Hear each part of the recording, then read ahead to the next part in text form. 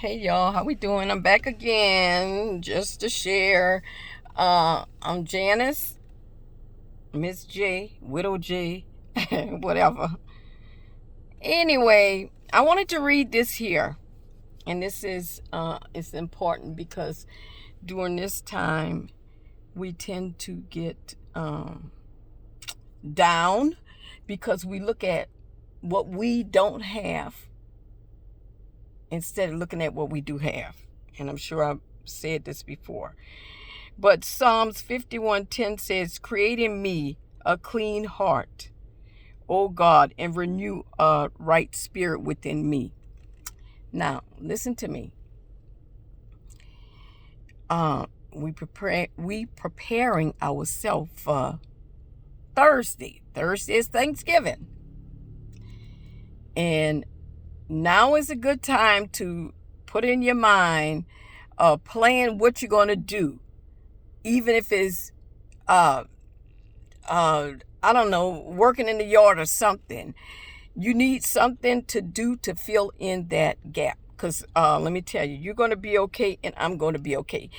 And this here creating me a clean heart. You know, if you don't watch it, you'll get bitter. I'm telling you. When you see a husband and a wife together, if you don't watch it, you'll get bitter. Because you're like, well, where's mine? That happened to me. Not about the husband, but one time I needed some stuff moved at my house in my yard, and I couldn't find nobody. I didn't look for nobody. But when this young man did come and help me, I was like, oh my goodness. Here he's walking, doing whatever he wants, and where is my son? And that could have been a bitter moment. I could have been really bitter about it. Or even I have to watch myself when I see husbands and wives laughing and having a good time. It's so easy to look at them and say, where's mine? Even though we know where our husband is, that don't stop us from not needing them, wanting them, needing that husband or whatever. And so we have to be careful because we can get bitter. It's easy to get bitter. God don't want us to be bitter. He wants us to be better. And so sometimes when I catch it, instead of me thinking about what I don't have, I will say a prayer for that husband and wife. Because if it was for our husbands to be here, they would be here, okay? So we have to do what we can do and pray, seek God, read your Bible, do whatever it takes to keep you from being bitter. Because people don't like being around bitter people or negative. Because once you get bitter, all you is a negative person. And anybody won't be bothered with a negative person. It's enough you're a widow, but then you turn around and then you're negative. Ain't nobody want to be around people like that. And that's not how God wants us to be. You know, we can't change the situation, but we can try to help other people along the way. Okay? Okay, yes, we widows, okay? We don't have a husband. Somebody say, what is a widow? It's a woman that don't have a husband, that's not marrying nobody. After a year, you become a single, or however they have it all fixed up. But anyway, a widow is a person that husband has passed away. Okay? And so we have to do what we can do if we can help somebody to make their life a little easier. You know, because we know what it feels like to not to have. And I don't want nobody to feel what I feel. So I have to be very careful not to be bitter. And you're going to be okay and I'm going to be okay. Because you know what? I don't want to be bitter. I don't want to be a bitter hag or old person where, people see you coming and they run from you or they hide from you. I don't want to live like that. I want to be happy so somebody else can be happy. Because usually whatever mood you're in, it rubs off on other people. And I want people to be happy. Whether I'm happy or not, that's not important. The important thing with me is trying to do something for somebody else. And knowing that only way I can do it is with my relationship with God is what keeps me going. I can't say for you because I don't know where you at spiritually, but I know for myself that's what keeps me going. Because if I do get feeling some kind of way, the Lord will always remind me of something positive, or go do something, or go, even better, go help somebody.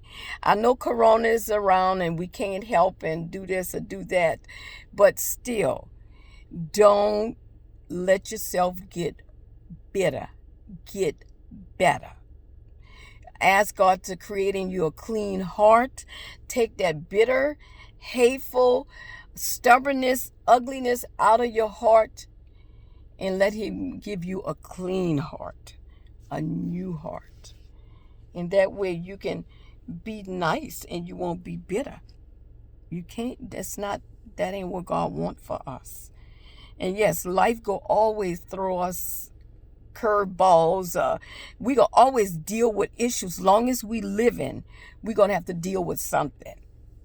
But I tell you one thing, I don't know about you. Do you? Do you want to be bitter? Yes or no? I don't want to be bitter. Your grandchildren see you, they don't even want to be bothered with you because you're bitter. Your neighbors don't want to be bothered with you because you're bitter. Bitter is no good. God don't want you to be bitter. He wants you to be better. The thing is being the best that you can be. If it's a widow, be the best. If it's a wife, be the best. Mother, be the best that you can be. And during this time for the holiday, y'all, put it in your mind, I'm going to be better. I'm not going to be bitter. I'm going to be better. Even if I stay home in my pajamas, guess what? I'm not going to be bitter. I'm going to be better. I'm going to do something to make me feel better. I'm not just going to look at the situation that, he's gone for the third year? Well, guess what? We could be gone too. So why look at it as that? I look at it as my husband lived a full, good life, and he was happy and stress-free and all that stuff there. So I have to take my focus off of the negative and put it on the positive. Take those sad memories that make you cry and and look at some of the good stuff. Y'all burn the turkey. I mean, something happened that you can laugh or can smile about. This is the time. Prepare yourself for it. Don't sit around crying and being mean and hateful. No. Even if you got to cook for yourself or do whatever you have to do, whatever it takes, take a walk or do whatever it takes. Because you don't want to be bitter. I'm telling you, think you're lonely now? You just go get to be bitter. Ain't nobody going to want to be bothered with you. Nobody want to be bothered with bitter people. And that's not what God wants for us. Again, y'all, it's almost Thanksgiving. I thank God for my family, my children, my grandkids, friends, church members. I thank God for my pets. I thank God for my home, cars. I thank God for everything that He has provided. Now, I'm sure it's something you can thank Him for. If not, get your journal, like I always say, and start writing it down. Thanksgiving, write some positive things down. That if it's something you're remembering, if it's memories, write it down. Only positive. Anything negative, you go feel bad. So go for the positive, y'all. And let God create a clean heart in y'all. And don't be bitter. Be better. We can all be better in all that we do. I don't care what it is. If you sweeping the floor, do the best that you can do. I don't care what you're doing, cutting grass. Give it your best. Washing dishes. Give it your best. Don't be bitter. Be better. And the only way you can be better is you have to ask God to move that old meanness out your heart. God don't want us to be like that. He loves us. You know, he loves us. And I always tell y'all, he loves us so much. Our name is written in the palm of his hands. He loves us. He knows us before we was even born, before we was even created. He knows the future. He knows everything. Again, y'all, I just want to encourage y'all, remind y'all, prepare yourself for it because it is coming. And grief is like a wave. It comes and go, comes and go. Don't let it catch you off guard this year. We have to be better. Do you agree? If you agree, say yes, Miss Widow. You agree, Sister Widow. You agree. We got, because it's just us. So we got to look out for each other and uplift each other. You know another widow? Call her and say Happy Thanksgiving. Send her a text or something. Just because we don't have a husband, that don't mean that we have to feel lonely. We have other widows that we can touch base with and holler at or send a card to or something. God wants us to be better and practice. You got to practice. I will be better. I won't be bitter. I will be better. And you can leave the bitter off, because once you keep saying, I'm going to be better, then you're going to remember the better. Again, y'all, I love y'all. Hang in there. Don't sit around and don't do nothing with your life, because you're still living, so you have a life to live. So be better and let God create a clean heart in you. And until next time, hopefully, I may get to holler at y'all for Thanksgiving. I don't know yet exactly what all I'm going to do. I'm going to find something to do.